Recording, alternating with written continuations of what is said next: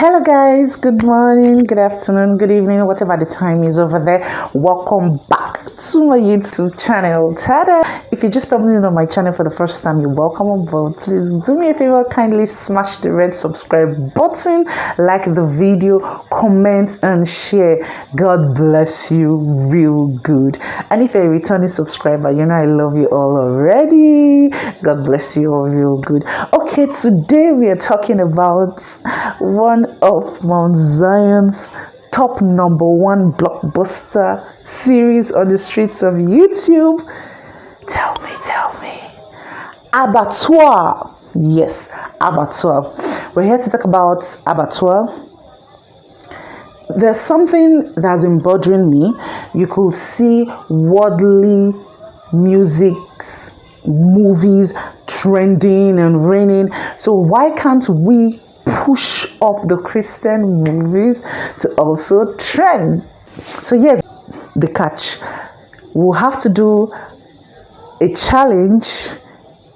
You do a video or you comment down in the comment section in any of the video you see. You do a video stating at least 7 things you got, you benefited, you gained, you derived from the movie Abattoir. Let's encourage these people. The more they see people giving feedback, the more they are encouraged and the soul is being lifted up to do more. Okay, so you do a video. It could be from any episode.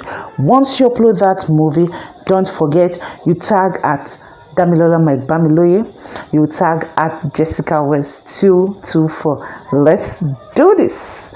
Okay, starting from me. The challenge is starting from me. Let's go.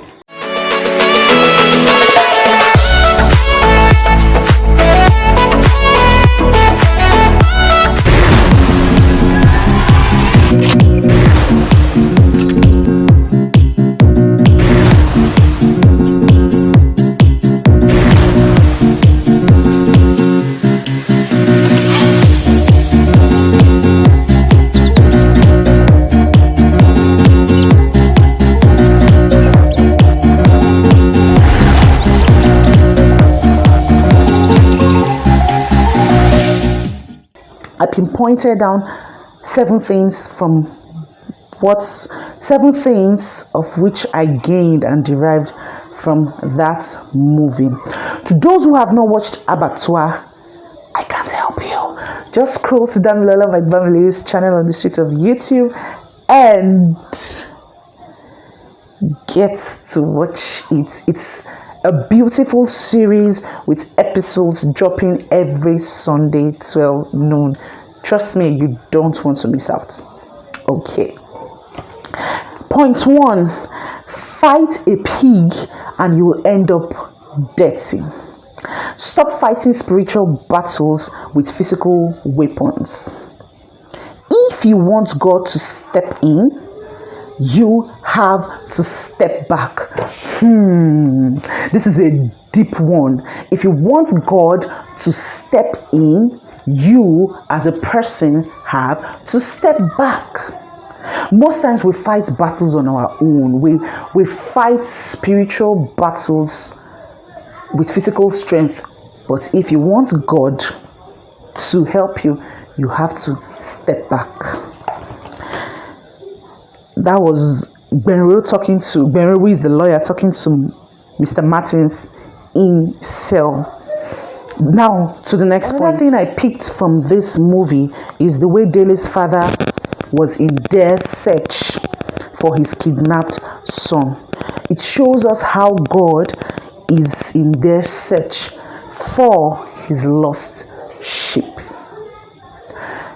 If you are once in Christ, if you're a believer and you've backslided, just know God is in their search for you, waiting to receive you back. To those who have watched this movie, you will understand better from a viewer's perspective what I am saying. Point number 3. Satan, their sin, has deceived so many into believing that they are beyond saving. When Mr. Martins was telling his father, Chief Sire, about Christ. Devil will so mesmerize you, will so use you as his vessel to the point where you will have to believe his own deceit that you are beyond saving, you're beyond redemption, you're beyond salvation. That is a lie from the pit of hell. As long as you are a human being still breathing, you are not beyond salvation. God is waiting with open arms to receive you back to himself. Don't hesitate while you still have that breath. Point number 4. God has saved us to save others. This is deep. God has saved us to save others. I remember when the lady who was a prostitute gave her life to Christ.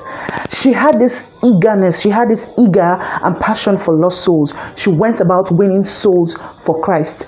That's how that same cultist who gave his life to Christ had this passion. He knew God saved him to save others, so he was everywhere trying to win souls for Christ.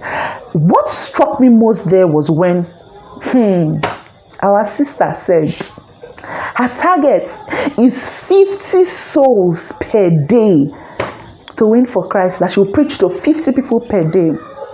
You and I, how many persons have you preached to? Come and whisper it to my ears. Is it up to 5 per day? Do we take it as a task I must achieve, knowing full well that evangelism is a supreme task? Note, we're saved to save others. It's not just enough that you are saved, preparing for rapture to make heaven. Just note, you are saved to save others. Point number 5, the power of unforgiveness. Unforgiveness has a strong hold on people. It's a spirit and it has a power. The place of reconciliation between blood relations and others. We could see that from when Chief Sire and his son, Mr. Martins was bitter towards him, and he had unforgiving spirit. He had unforgiveness embedded in him towards his father. Why? Because his father killed his mother. He saw that with his 2 naked eyes. That's enough reason for one to say it's a yardstick for him to be angry and not to forgive his father. But just know that God says 70 times 7. Most people today, they are at arm's length with their mothers, with their fathers, with their siblings because of one reason or the other. Some say my dad did not take care of me. He abandoned me with my mom when I was a child. So, hence, I can't care about him. He's not going to eat a dime from me. He's not going to eat my money. But just know that the same God who kept you alive to still see your father at this point is beckoning on you for forgiveness and reconciliation. Whichever, it could be your friend, it could be your spouse, it could be your relation, blood or not. Just take notes. Unforgiveness is a spirit that must be dealt with. God is open for reconciliation, and you too should be open for reconciliation. Point number 6. Baba Gbenro's maturity in Christ is a full course we need to study. Grow from being a baby Christian to a matured Christian. He was a matured Christian, ready to handle everything that comes his way, scripturally and spiritually. Do we do things carnally? Are you ready to weather the storm? You know, when people keep coming and was meeting him, how are we going to do? We are stuck, we are this, we are that. I pray God will help us to grow to that point at which we don't need to consult others. We just consult God for solutions, and that he does. Point number 7, the last but not the least. Are you following? Yes. Point number 7, the cultists. Don't be a tool in the hand of the devil. Even the worst sinner, just know that God created you to be his own tool. Whose tool are you? Ask yourself, whose tool are you? Tool as in T-O-O-L. The cultists there were being used by secret societies to execute their negative aims. But just know, no matter how bad, no matter the deep shit you were in, Just know God created you basically to be a tool in his own hands. And if you're a tool in the hands of the devil, then you're wrong. This is my own 7 points, what I derived and gained from the movie, the series Abattoir. So please, guys, leave in the comment section what you derived from that movie. If you would like to watch the movie, if you've watched it, just tell us what you derived from that movie. And don't forget to do your own video. Hashtag bamiloye, hashtag Jessica West 224. See you in your own channel. Bye bye.